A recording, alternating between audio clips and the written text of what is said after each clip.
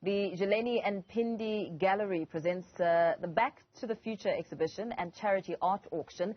This auction, which will take place this Wednesday, will showcase a body of works that try to transcribe Africa's history and roots, dating back as far as 26,000 years ago. The exhibition and auction will introduce an NFT platform to support artists in their creative journey, addressing historical issues with intellectual property. For more on this, we are joined now in studio by the founder of the Jeleni Phindi Gallery, Lerato Masha, and one of the artists showcasing at the Back to the Future exhibition, Belmiro Jemusse. If that isn't a tongue twister, I don't know what is. But gentlemen, good morning. Welcome to Newzroom Afrika. Thank you. And hello to yourself and hello to the viewers. What an exciting platform. I mean, showcasing African works and really putting it out there to be celebrated and adorned. Works dating back as far as 26,000 years ago. Yes. Sure. Talk to us about that. So that's basically the narrative. The event is actually on Tuesday. What we're trying to say is that, you know, if you look at the roots of Africa and the art space, it could be traced back to 26,000 years. And the Back to the Future is to say, you know, the growth and the future of the arts, and especially in visual arts and African contemporary art, as in Africa. So what we'll be showcasing is that it's an assemblance of almost 13 artists from all over the continent that will be auctioning their works, that will be exhibiting their works as well. So Jeleni Phindi, actually, you know, one could be limited by calling it a gallery. It's actually a movement that wants to spark the fire to say, you know what, the future of the arts is in Africa as well. And we're also trying to create consumption of the arts within the continent, because when you do create that consumption of the arts within the continent, when we talk foreign direct investment, for me, that's an easy solution to get money into the continent as well, and spend money into the continent without taking our minerals out there, bringing them to be processed, and then we pay a premium. We're saying that if people can pay a premium for our goods, everything just changes and the narrative just changes. Absolutely. So that's basically what we want to go into. And what's the fun part about it? By the way, and to put a disclaimer, I'm not an artist, I'm an engineer. Perhaps hold on to the fun part. Let's bring the artist, who isn't an engineer, into the conversation. Belmiro, you're one of the 30 artists showcasing incredible work. Talk to us about what you bring to the fore and the sort of work that you've put together for this auction and exhibition. For this auction, I'm doing something unique.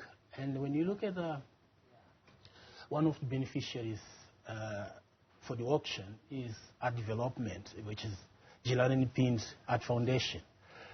So the idea is to use what we have to empower others. So I had to come up with a unique piece that I never did, something I never did before. I went extra mile to put together a piece that could represent the future, how I want to grow, and also how I want to see my colleagues grow. We have to be the future exporters of the arts. Special African art is going to be the future, African contemporary art. And with that said, art development is needed. Lots of our colleagues and friends and also talented young artists, they've no access to the market. They've no access to mentorship. So there is where we come in. So the call for action, we need help. That's why we came together with our artworks so that we can raise that funding to help these talented artists who have no platform. And they need to showcase, they need to be able to sell what they have. Not only sell, but grow as well as artists, so that we can export more art, we bring more currency to the continent through art. And that's important, I mean, currency to the continent through art. Art is considered right at the top there when it comes to assets and investments, that lucrative investments that people are looking at, people who want to invest for their children, for the future, and pieces that will stay in the home for the future. Amen. You were going to tell us about the fun part. The fun part. The fun part is that when we look at the artists that are even exhibiting here, like Belmiro, for instance, is the one that designed the website.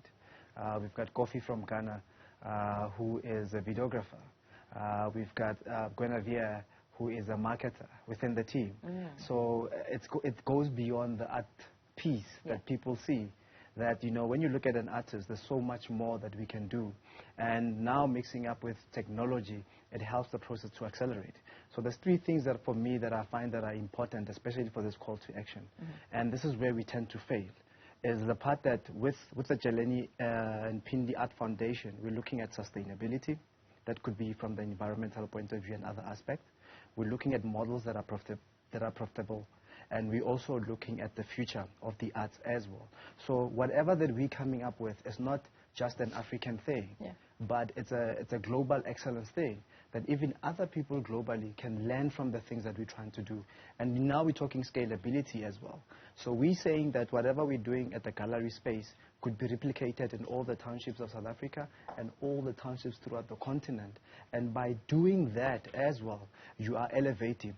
When we talk consumption, I say to those that grew up in the townships back in the days, we used to have a picture of Mphen Ponyana, a lady breastfeeding. I remember one with a lily, or a picture of, you know, Jesus Christ. The baboons the baboons sticking their hand out.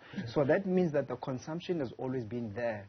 What we're trying to find is how do we then remodel it and bring it back?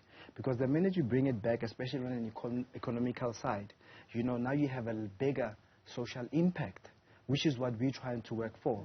And I did a simple calculation the other day, and I'm going to stop here to say, imagine if you've had 1,000 artists selling their artworks at $1,000 and only 120 artworks. Just if you look at that number alone, multiply by 1 million artists selling for $1,000, selling only 100, we're talking billions, we're talking trillions of US dollars that could come into the economy. You know, so that's what we're trying to do, and finding these models that work. And this is where we're looking at the whole ecosystem. So the gallery space is not just showcasing. We're playing around with technology. We're setting up a podcast station. We're setting up a lot of things. So the call to action really is to say, please go to the website, donate. Please buy your tickets. Please come and support. Please bring in your skills as well. We're calling out to business people. We're calling out to government. We're calling out to individuals to say, come through and see what we've started. Whatever we started is not a South African thing. It's an African thing as well. I mean, we have Great Joy, who's from Zim and is doing very well. I mean, Great Joy went to Venice the other day and sold out. Wow. You know, that's huge. We have Ryan Shava, who just won Best Artist of the Year. That will be there as well. And what we love about next week's auction is that you get to interact with the artist there and there as well. Over and above just buying the artworks. Where the NFT comes in is exactly to your point. We're trying to find solutions to copyright. Under the hashtag, no artist must starve, you know, or no artist must die poor. Because if we have those models sorted out, then we are able to take things to the next level. Because if you think about it, it's been the same narrative for years and years. But now we're saying, if we've got the right models, we are able to accelerate and go faster. And those models will be important, especially looking at the perceptions around the artsy, farty space with creatives, that you'll be poor, you're not going to make it. There's so many of you. You're one of the 30. You speak about a unique piece that you had to put together and really consider where it will go. How much have you advanced, do you believe, as an artist, moving away from the typical kind of art with, you know, which is more of the typical, what you'd find at markets? How are you upping your game and really making it contemporary fine art? Well, it comes with experience. I'm like 20 years in the art full-time, seeing what's happening and also having mentorship. I had that privilege of someone mentoring me and helping me to grow in what I had as a line, as a technique, and how to make it like art with global appeal. That's our aim. Jeleni Phindi also becomes as a community of artists.